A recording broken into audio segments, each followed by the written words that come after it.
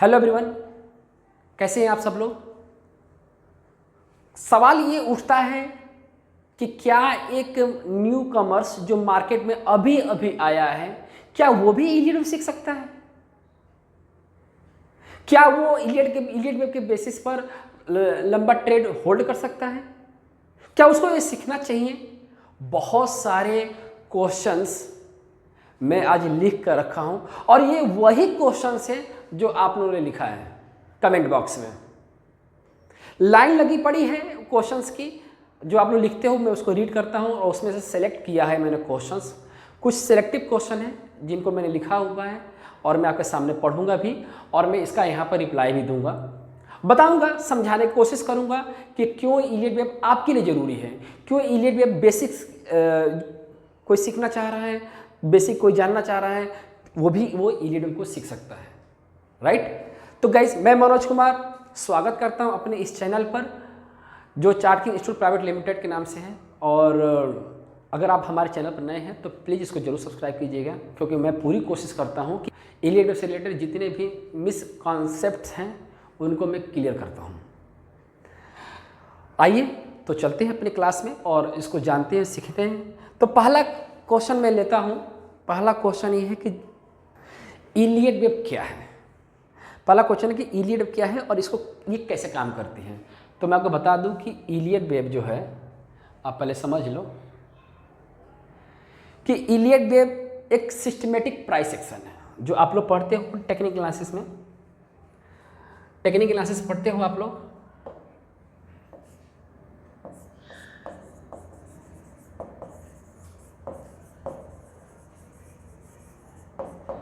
तो उसमें बहुत नाम आता है प्राइस एक्शन का। तो प्राइस एक्शन का मतलब ये होता है कि आप क्या बाई कर रहे हो और कौन सा एक्शन ले रहे हो, कौन सा कैंडल, कौन सा इंडिकेटर आपको, कौन सा टूल आपको एक्शन दिलवा रहा है।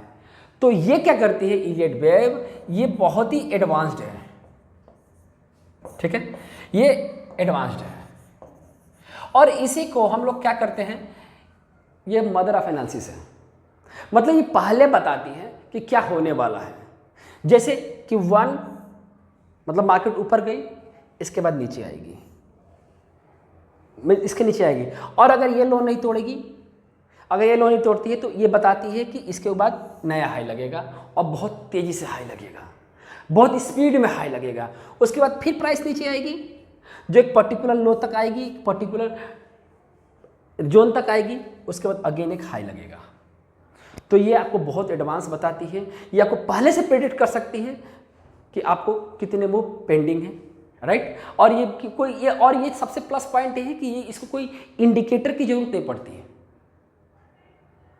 राइट। तो आप इसको कोई भी सीख सकता है।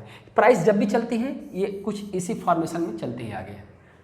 राइट गाइस, तो ये आपका पहला क्वेश्चन था जिसको मैंने सॉल्व किया है। और ये कैसे काम करती है, इलियट वेब क्या है ये बता दिया। प्राइस एक्शन कैसे काम करती है, तो काम ऐसे करती है, बाई और सेल करवाती है आपको। इलियट वेब में जीरो कैसे फाइंड आउट करें, दूसरा क्वेश्चन ये है। दूसरा क्वेश्चन है ये कि इलियट वेब में जीरो कैसे फाइंड आउट करें। कोई भी आप ले सकते हो, जैसे कि निफ्टी का जो चार्ट होता है या किसी भी इंडेक्स का चार्ट ले सकते हो, क्योंकि पैरामीटर इंडेक्स को ही बनाया जाता है।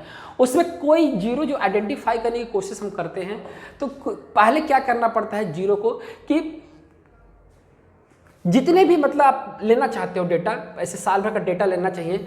अब यहाँ पर ध्यान दो, तो जो टॉप लगा हुआ है, अभी करंट की मार्केट की बात करता हूँ, तो जो टॉप लगा हुआ है यहाँ पर, ये आपका फिलहाल जीरो लगा हुआ है, ये जीरो है। यहाँ पर आपको जब भी देखो तो किसी भी इंडिकेटर से अगर आप आइडेंटिफाई करते हो तो यहाँ पर आपको निगेटिव डाइवर्जन बन देगा। तो जहाँ भी अगर आपको निगेटिव डाइवर्जन मिल रहा है, ध्यान में रखिएगा कि आपको डेटा कितना लेना है। तो अगर आपको डेली के टाइम फ्रेम पर डेटा ले रहे हो, तो एक साल का डेटा ले रहे हो, तो जो उस पर्टिकुलर प्राइस में, मैं आपको यहाँ पर एग्जांपल के साथ बताता हूँ। जैसे कि आपने एक साल का डेटा लिया हुआ है यहाँ पर, जैसे कि एक साल का आपने डेटा लिया और ये हाई लगा हुआ है पहले से, तो ये यहाँ पर आपको एक निगेटिव डाइवर्जन के टाइप का बनना चाहिए। ठीक है, निगेटिव डाइवर्जन बनेगा तो ही ये प्राइस क्या करेगी, रिवर्स करेगी। अगर ये निगेटिव डाइवर्जन नहीं बनेगा तो ये आपको रिवर्स करके नहीं देगी। राइट। तो यही आपका लिए ये 0 हो जाएगा। सेम चीज जैसे कि प्राइस ऊपर से नीचे काफी नीचे आ रही है और आते वक्त प्राइस जो है प्राइस कंटिन्यू फॉल आ रहा है और कोई इंडिकेटर जिसको आप यूज करते हो वो हायर हाई लगा रहा है और ये प्राइस लोअर लो लगा रही है। तो जहां से ये प्राइस रिवर्स करना शुरू करती है वो पॉइंट आपके लिए क्या बन जाएगा, बेस पॉइंट बन जाएगा और यही बेस पॉइंट आपके 0 का काम करता है, राइट। तो कम से कम आपको 1 ईयर का चार्ट लेना पड़ेगा, तभी आपको ये 0 जो यहां पर निगेटिव डाइवर्जन बनेगा और ये जो बेस पॉइंट बनेगा इसको बोलते हैं पॉजिटिव डाइवर्जन। तो निगेटिव डाइवर्जन और पॉजिटिव डाइवर्जन पर 0 का आइडेंटिफिकेशन हम बेसिकली मैं करता हूं और आप भी कर सकते हो, ठीक है। अगर ये क्वेश्चन समझ नहीं आएगा तो फिर दोबारा कमेंट करके बताना कि क्या पॉइंट मिस हुआ है मेरे से जिसको मैंने एक्सप्लेन नहीं किया है। अब मैं उसको फिर से एक्सप्लेन करूंगा। अब बारी आती है कि तीसरा, इलियट वेव करेक्शन कब स्टार्ट होता है। तीसरा क्वेश्चन ये है,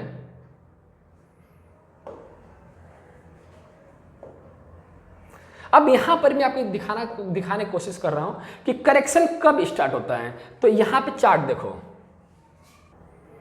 यहां पर क्या देख रहे हो कि प्राइस काफी ऊपर की तरफ गई है, यहां से ऊपर की तरफ गई है। तो इसी चीज को मैं आपको बताने की कोशिश कर रहा हूं कि मान लो कि ये जो प्राइस है आपका पूरा, या इसको सपोज करो कि आप यहां से ट्रेंड लाइन ड्रॉ करते हो, ठीक है। तो ट्रेंड लाइन ड्रॉ करते हो तो जो भी पॉइंट को आप वेव सेकेंड रखोगे और जिस पॉइंट को आप वेव 4 रखोगे और वेव 4 के बाद जो भी प्राइस ने जितना भी टाइम पीरियड लिया होगा, ध्यान में रखिएगा मैं क्या बता रहा हूं कि जहां पर वेव 4 ने जितना टाइम पीरियड लिया होगा वेव 5 को बनाने में, और वेव 5 जो है अपना इस आधे वेव 5 जो है जब फिनिश होगी और क्या करेगी, जितना ये जर्नी है उस जर्नी को ये क्या करेगी, आधे टाइम पीरियड पर तोड़ेगी। तो जब ये आधे टाइम पीरियड पर तोड़ेगी वेव सेकेंड 2 और 4 की ट्रेंड लाइन को, तब ये करेक्शन शुरुआत करती है। तब ये पता, यहाँ पर आपको पता चलेगा कि ये जो वेव 5 था ये कंप्लीट हो चुका है, वेव इम्पल्स जो थी वो फिनिश हो चुकी है, ट्रेंड जो है मैच्योर हो चुका है और यहाँ से करेक्शन का शुरुआत होता है। आप यहाँ से करेक्शन की रीडिंग नहीं करोगे, करेक्शन की रीडिंग आपको हमेशा यहाँ से शुरुआत होगी जब 2 और 4 की ट्रेंड लाइन ब्रेक होगी। क्लियर। तो ये मैंने आपको बताया कि कब करेक्शन शुरुआत होता है। अब नेक्स्ट क्वेश्चन आपका ये है कि इलियट वेव का ट्रेडिंग से क्या कनेक्शन है। ये तो गजब क्वेश्चन आ गया, इलियट वेव का ट्रेडिंग से क्या कनेक्शन है, तो किससे कनेक्शन है ठीक है। देखो, इलियट वेव का ट्रेडिंग से कनेक्शन नहीं है, इलियट वेव का कनेक्शन पूरे नेचर से है, क्योंकि नेचर में 5 तत्व होते हैं ना जी, 1 2 3 4 5। तो ये हो गया आपका क्या, ये आपका हो गया पानी, और ये आपका हो गया अर्थ, ये आपका हो गया वायु, ये आपका हो गया आग, और ये हो गया आपका आसमान। तो पूरा मिला के भगवान बन गए, 5 तत्व मिलके। तो इलियट वेव 5 तत्वों का 5 एलिमेंट्स का कॉम्बिनेशन है और नेचर से लिया गया है। तो ऐसा नहीं है कि आप ट्रेडिंग से ही ट्रेडिंग में इन्वॉल्व कर सकते हो, आप इसको कहीं भी इन्वॉल्व कर सकते हो, किसी भी फाइनेंशियल इंस्ट्रूमेंट्स में अप्लाई कर सकते हो, गैलेक्सी में अप्लाई कर सकते हो, किसी भी रिसर्च में अप्लाई कर सकते हो, आप कहीं भी अप्लाई किया जा सकता है इसको। आप इनफैक्ट आपको मकान बनाना होगा तो भी उस इलियट वेव में अप्लाई कर सकते हो। जब हम पैदा करते हैं और मरते दम तक भी हम लोग किस वेव में रहते हैं, ये सब इलियट वेव के बेसिस पर, इलियट वेव पर आइडेंटिफाई हो सकता है और हो जाता है, ठीक है। तो ट्रेडिंग से मतलब ये है कि इलियट वेव में इलियट वेव जब हम लोग पढ़ते हैं तो ट्रेडिंग उससे स्मूथ हो जाती है, उसमें पता चल जाता है कि हम लोग क्या पढ़ रहे हैं और क्या कर रहे हैं। ट्रेडिंग करते वक्त हम लोग क्या समझ रहे हैं। जैसे कि मान लो कि हम लोग ट्रेडिंग में आते हैं, यहाँ पर ध्यान देना कि अगर हम लोग ट्रेडिंग पर आते हैं, ठीक, तो अपना नेचर क्या है कि बाय करना है जी और सेल करना है जी, यही तो नेचर है। तो ये कहती है कि बाय करो और ये कहती है सेल करो, अगेन बाय करो, अगेन सेल करो, अगेन बाय करो। लेकिन सबका एक रेशियो होगा, डिफाइंड रेशियो है, और वो भी प्री डिफाइंड रेशियो है, ठीक है। तो इन रेशियो ये बहुत ज़रूरी है आपके लिए जानना। आप बिगिनर हैं, एक्सपीरियंस है, इससे कोई फ़र्क नहीं पड़ता, आपको सीखना ही है। ये दिमाग में डालिए बात को। अब आप नेक्स्ट क्वेश्चन ये है कि इलियट वेव कितनी प्रकार की होती है। ठीक है, ये अच्छा क्वेश्चन है जिन्होंने जिस भाई ने पूछा होगा। तो इलियट वेव में आपका 1 2 3 4 5, मतलब इसको 1 हो गया, ये आपका 2 हो गया, ये आपका 3 4 और ये 5, और A B C, ये A B और ये C। ठीक है, तो टोटल 8 मूव होता है। इसको बोलते हैं, मतलब 1 2 3 4 मिला के इसको बोलते हैं 1 डिग्री, और इसको बोलते हैं इसको 2 डिग्री। तो 2 डिग्री मिलाकर एक मोमेंटम साइकिल बनता है। ठीक है, 8 मूव होते हैं, और ये 8 मूव होते हैं। बेसिकली मुझे बताना चाहिए कितने प्रकार के होते हैं। तो प्रकार जो होता है वो 2 प्रकार का होता है। पहला होता है इम्पल्स। इम्पल्स का मतलब ये होता है चलते जाना, चलते रहना। अब ये इसका कोई फर्क नहीं पड़ता है कि आप डाउन साइड चल रहे हो या अप साइड चल रहे हो। इम्पल्स का मतलब है केवल चलना, डायरेक्शन से कोई मतलब नहीं है। तो ये पहला प्रकार हो गया। दूसरा प्रकार ये हो गया करेक्शन। करेक्शन का मतलब होता है कि जो चीज़ आपके इम्पल्स के अगेंस्ट रहेगी, मतलब जो चीज़, जो इंसान, जो चीज़ आपके अगेंस्ट होगी वो करेक्शन है। यही सेम चीज़, इस इम्पल्स ही इंपॉर्टेंट है सब चीज़ के लिए, लेकिन अगर इस चीज़ के अगेंस्ट कोई चीज़ है तो वो है करेक्शन। तो यही 2 तरह की मार्के, 2 तरह के प्रकार होते हैं इलियट वेव में, जिसको आपको हमें पढ़ना है। ठीक है, अब क्वेश्चन ये आता है कि इलियट में सबसे बड़ी वेव कौन सी है। तो मैं भी आपसे एक क्वेश्चन पूछता हूँ कि आपके फिंगर में सबसे बड़ी फिंगर कौन सी है। तो आपको सब जवाब दोगे कि मेरी जो सबसे बड़ी फिंगर है वो ये है। और सबसे लंबी वेव कौन सी है, तो आप मतलब 5 तत्व में जो सबसे बड़ा मूव कौन देता है, तो एयर देता है। ठीक है, तो 5 तत्व में एयर हो गया, फिंगर में आपका ये वाला फिंगर हो गया। तो ऑफकोर्स जाहिर सी बात है कि यहाँ भी जो मूव होगा वो आपका कौन सा मूव होगा, ये होगा थर्ड। ये सबसे इंपॉर्टेंट होती है और इसका काम है डेवलपमेंट। ये सबको साथ लेकर चलती है, इसलिए सबसे बड़ी है ये बहुत ही रिस्पॉन्सिबिलिटी वाली वेव होती है जो सबको लेकर साथ चलती है। अगर ये नहीं रहेगी तो इनका भी ग्रोथ नहीं हो पाएगा और इनका कोई नामो निशान नहीं हो पाएगा। तो इसीलिए इसको प्रायोरिटी दिया जाती है हमेशा। कभी भी इसकी काउंटिंग करोगे तो सबसे पहले इसी को आइडेंटिफाई किया जाता है। लेकिन हम क्या करते हैं कि पहले 0 बताओ जी, और जब पहले 0 बताओगे तो लो इसका खोज करो। ध्यान रखना कि कभी भी काउंटिंग करते हो तो पहले 3 को फाइंड आउट करने की कोशिश करो। और मैं आपको एक चीज बता दूं कि अगर टेक्निकल सेंस जानते हो ना तो आपको एक हाई मिलेगा और लो मिलेगा, और ये आपको लो एच मिलेगा, लोअर हाई मिलेगा। ये आपको ना बाय डिफॉल्ट मिलता है, ये गिफ्ट मिलता है। ये हाई मिल गया, एक लो मिल गया, और एक लोअर लो भी मिल सकता है। मतलब हाई लो तो मिलेगा। अब मिलेगा कि आपको थर्ड मिलेगा, मतलब जो मूव मिल रहा है जिसको हम प्रोजेक्ट करते हैं ये आपको मिलता है। आपको यही चीज़ फाइंड आउट करनी है। बाकी ये जितनी चीज़ है ये सब रेडीमेड है, ये आपको मिलेगा मार्केट में। जब भी कोई भी स्क्रिप्ट खोलोगे तो ये आपको ऑलरेडी हाई और लो मिल जाएंगे। उसके बाद आपको नया जो मूव है वो आपके साथ चलना शुरू कर देता है। किसी भी टेक्निकल में अगर अप्लाई करते हो तो आपका ये हाई बनेगा। देखो अप्लाई करते वक्त ध्यान रखना, जो हम सबसे पहले इम्पॉर्टेंट में देखते हैं वो क्या होता है। पहले मिलेगा आपको एक हाई मिल गया, फिर लो मिलेगा। लो इसको LH बोलेंगे क्योंकि ये लोअर हो, ये लो हो गया, ये आपका हाई हो गया, तो इसको ये LH हो गया। इसके बाद ये आपको थर्ड मिलती है। ये प्रोजेक्शन इश्यू करना होता है। जब भी कोई चार्ट ओपन करोगे तो आपको यही आइडेंटिफाई करना होता है। ये तो बाकी ऑलरेडी अब मिले रहेंगे बाय डिफॉल्ट गिफ्ट में। तो आसान 0 आइडेंटिफाई करना है कि ये इंपॉर्टेंट है। कमेंट करके जरूर बताना।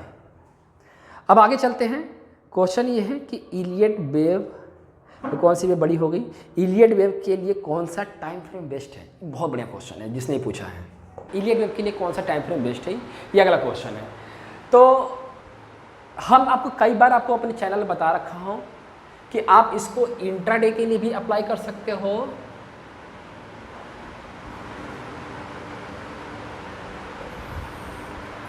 आप इसको इंट्राडे के लिए भी अप्लाई कर सकते हो और स्विंग के लिए भी। ठीक है, तो टाइम फ्रेम तो सबके लिए फिक्स है डेली का टाइम फ्रेम। ये एक डायनामिक टाइम फ्रेम होता है, डेली का टाइम फ्रेम सबसे बेस्ट टाइम फ्रेम यही माना गया है। लेकिन अगर आप इंडियन मार्केट में ट्रेड करते हो तो अगर इंट्राडे या फिर कुछ दिन के होल्डिंग के लिए करते हो तो 75 मिनट का टाइम फ्रेम ट्रेडिंग के लिए सबसे बेस्ट माना गया है, और इस पर भी आप ईलेट काउंटर कर सकते हो। और स्विंग के लिए डेली तो टाइम फ्रेम हाई है स्विंग के लिए, ठीक है ना। अब क्या करना है कि इन दोनों टाइम फ्रेम पर 75 मिनट टाइम फ्रेम और डेली का टाइम फ्रेम मैंने दिया है, तो डेली टाइम फ्रेम पे जो स्टडी करोगे ईलेट का, वो क्या कर देना है, इसको कन्वर्ट कर देना है 75 मिनट टाइम फ्रेम पर। डेली के टाइम फ्रेम पे जो भी स्टडी किए होगे आप 75 मिनट का टाइम फ्रेम में जैसे क्लिक करोगे वो सारा कॉपी हो जाएगा 75 मिनट का टाइम फ्रेम पर। तो इसको ज़रूरत नहीं है बार बार इसको ओवरलैप कराने की, बार बार अपने स्टडी को डिलीट करने के लिए और उसको रिसाइज करने के लिए, राइट ना। तो डेली के टाइम फ्रेम और 75 मिनट के टाइम फ्रेम सबसे बेस्ट टाइम फ्रेम होता है आपके ईलेट के लिए। और प्रैक्टिस करनी है तो आपको 15 मिनट का टाइम फ्रेम सबसे बेस्ट माना गया है, ठीक ना, प्रैक्टिस के लिए। तो अगर आपके पास इस टाइम फ्रेम है आपके पास, तो बाकी और कोई टाइम फ्रेम नहीं है ईलेट के लिए। डेली का टाइम फ्रेम सबसे बेस्ट टाइम फ्रेम माना गया है। और ध्यान में ये रखिएगा कि आप ईलेट में काउंट करते वक्त ऐसा नहीं कि 5 मिनट के टाइम फ्रेम में कुछ और प्रोबेबिलिटी बना दे रहे हैं, 15 मिनट के टाइम फ्रेम में कुछ और सोच रहे हैं, आधे घंटे के टाइम फ्रेम में कुछ और सोच रहे हैं, 45 मिनट के टाइम फ्रेम में बहुत कुछ और कुछ सोच रहे हैं। तो डिफरेंट टाइम फ्रेम पर कुछ और सोचते रह जाएंगे तो एक्शन कब लोगे। इसीलिए आप अपने टाइम फ्रेम को फिक्स करना सीखो। जब तक आप इसको फिक्स नहीं करोगे आप इसी तरह कंफ्यूज रहोगे। अगला क्वेश्चन ये है कि इलियट वेव स्टार्ट कहाँ से होती है। इस क्वेश्चन का मैंने रिप्लाई कर दिया है। इलियट वेव की स्टार्ट हमेशा निगेटिव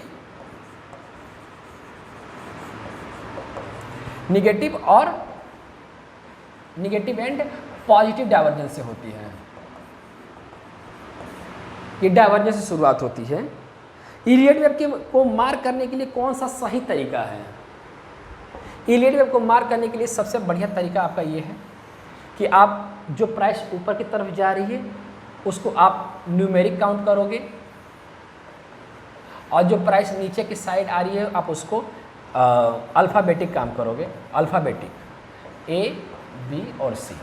सही तरीका इन द सेंस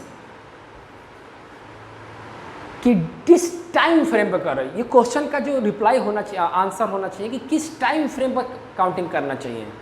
तरीका तो मतलब एक ही है कि आप इसको 1 2 3 4 और 5 रख सकते हो, इसको ABC करते हैं और यही रूल है, ठीक है। तो इस क्वेश्चन का जो रिप्लाई है, क्वेश्चन का जो क्वेश्चन फिर से बन रहा है वो किस टाइम फ्रेम पर करना चाहिए, वो जिसका मैंने रिप्लाई कर दिया है। फिफ्थ वेव के बाद क्या होता है ध्यान में रखना कि फिफ्थ वेव के बाद क्या होता है। 1 2 3 4 5 इसके बाद ABC होता है। ये A, ये B और आपका ये C, ठीक है। बताओ ऐसे सब क्वेश्चन करोगे, अच्छी बात है, करते रहना क्वेश्चंस, ठीक है। अब आता है इलियट वेव को इलियट वेव के बाद क्या होता है। फिर इलियट वेव बुल्स और बियर किसके लिए बेहतर होता है, ये अच्छा क्वेश्चन है। देखो बुल्स हो गया और बियर्स हो गया, ठीक ना। तो बुल्स जो मार्केट को कवर करता है वो 30% कवर करता है और बियर्स जो है मार्केट को 70% कवर करता है, ठीक है। तो देखा जाए तो बियर है बुल्स से, तो बियर मार्केट पे ज़्यादा डोमिनेट होता है। तो कहीं ना कहीं इलियट वेव जो है करेक्शन पर सबसे ज़्यादा पावरफुल होती है, राइट ना। अगर आप इसको समझना चाहोगे तो बेसिकली बहुत सारे इलियट वेव में यही ज़्यादातर पढ़ाया जाता है, लेकिन आपको क्या करना है कि सबसे ज़्यादा ये पढ़ना शुरू करो, करेक्शन। अगर आप इसको पढ़ लेते हो इलियट वेव में करेक्शन का जो पार्ट है, जिसको बताया कि जो कोई रोक रहा है आपको, तो कोई रोक रहा है आपको तो क्यों रोक रहा है जी, क्या रीजन हो सकता है इसके पीछे, राइट। तो करेक्शन पे ज़्यादा फोकस करो। अब हम अगला क्वेश्चन लेते हैं। ABC थ्योरी या और इलियट वेव में क्या अंतर है। वही बात आ गई, A 1 2 3 4 ये इसको इम्पल्स बोला जाता है, और ABC एक कहावत है हमारे यहाँ कि देखन में लागत छोट घाव करत गंभीर। मतलब ये हुआ कि बहुत छोटी होती है ये, लेकिन इसके जो कॉन्सेप्ट हैं, इसके जो पैटर्न्स हैं, इसके जो रूल्स और गाइडलाइंस हैं, इनसे ज़्यादा है। ठीक है, तो एबीसी जो है वो इलियट वेब का ही पार्ट है, लेकिन उस पर ज़्यादा ध्यान देना है आप लोगों को। इलियट वेब को डिटेल में समझने के लिए कौन सी बुक पढ़ें? तो इलियट वेब को बुक को पढ़ने समझने के लिए ये बुक है, ये जो मैं अब यहाँ पर दिखा रहा हूँ आपको, ये बुक आप सबसे पहले पढ़नी है। ये बुक आपको सबसे पहले, ऐसे देखा जाए तो बहुत सारे बुक्स हैं, लेकिन ये वाली जो बुक यहाँ पर जो देख रहे हो, ये बुक सबसे पहले पढ़नी है। बाकी सारे काम छोड़कर, बाकी सारे बुक्स छोड़कर पहले इसको पढ़ना शुरू करो। इसके बाद जब इसको पढ़ना शुरू कर दोगे तो इसके बाद धीरे धीरे अपने आप सारे बुक्स का नॉलेज मिलना शुरू हो जाएगा। राइट ना? आगे बढ़ते हैं। इलियट वेब और नियो वेब में क्या डिफरेंस है? ये क्वेश्चन मेरे को बार बार आता है, तो मैं आपको बता देता हूँ। यहाँ पर ये इलियट वेब है,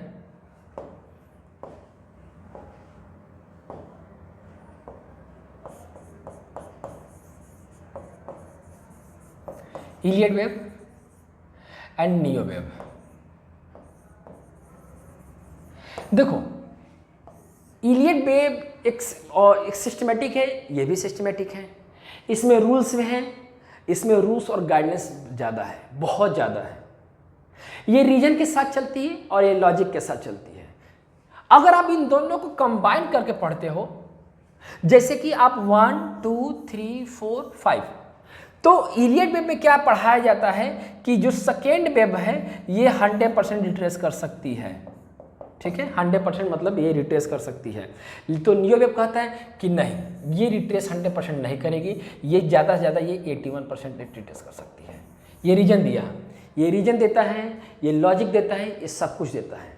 तो मैं क्या करता हूँ, मैं इन दोनों को कंबाइन करता हूँ। मैं इसके भी रूल्स लेता हूँ और इसके भी रूल्स लेता हूँ, और दोनों के कंबाइन, इसके गाइडलाइंस अच्छे हैं, इसके रूल्स अच्छे हैं, तो दोनों को कंबाइन करके मैं ये इलियट वेब की कॉन्सेप्ट स्टडी करता हूँ। बेसिकली मैं ट्रेडिंग करता हूँ, तो मैं दोनों को, मैं पढ़ाता भी हूँ, तो दोनों के रूल्स और गाइडलाइंस मैं पढ़ाता ही हूँ, और ज़्यादातर रूल्स और गाइडलाइंस इसके निकाल के पढ़ाता हूँ, ताकि क्या होता है ना कि एक रीजन बना रहे और लॉजिक बना रहे हैं। तो मैं आपको ये भी चीज़ बता देता हूँ कि ये जो सीरीज चलती है, इसमें क्या होता है कि इसमें फिबोनाची का कॉन्सेप्ट चलता है, ठीक है, ट्रेंड लाइन का कॉन्सेप्ट चलता है, डबल कंफर्मेशन का रूल्स चलता है। तो ये 3 तरह के फैक्टर जो हैं काम करते हैं नियो वेब में, और यही चीज़ मैं अपने स्टडी में अप्लाई करता हूँ, और यही चीज़ अपने स्टूडेंट को ही पढ़ाता हूँ मैं, कि नियो वेब का ज़्यादा रूल मैं अप्लाई करता हूँ मैं। इलियट वेब की थ्योरी के निर्माता कौन है? ये जो बुक मैं बताया है ना, यहाँ पढ़ो, आर.एन. इलियट, यही निर्माता है। राइट? तो इस तरह से मैंने सारे क्वेश्चन मैंने कवर किए हैं। वो सारे इम्पॉर्टेंट क्वेश्चन जो मैंने कवर करने की कोशिश किया है। गाइज, कोई क्वेश्चन छूट भी गया होगा, मैं मानता हूँ इस बात को। अगर आपके दिमाग में कोई और भी क्वेश्चन चल रहे हैं जिसको मैंने कवर नहीं किया है, तो प्लीज़ कमेंट बॉक्स में ज़रूर लिखना, ताकि मैं जब दूसरी वीडियो बनाऊं तो वो आपको तक पहुंचे और आपके पास पूरी नॉलेज होनी चाहिए। Right guys? तो मैं उम्मीद करता हूं कि यह वीडियो आपको बहुत पसंद आया होगा। कैसा लगा ये ज़रूर मुझे बताइएगा, और ज़्यादा कोशिश करो ये कि इस वीडियो को ज़्यादा से ज़्यादा शेयर करो, जो बिगिनर्स हैं वो भी सीख सकें, जो एक्सपीरियंस है वो भी सीख सकें।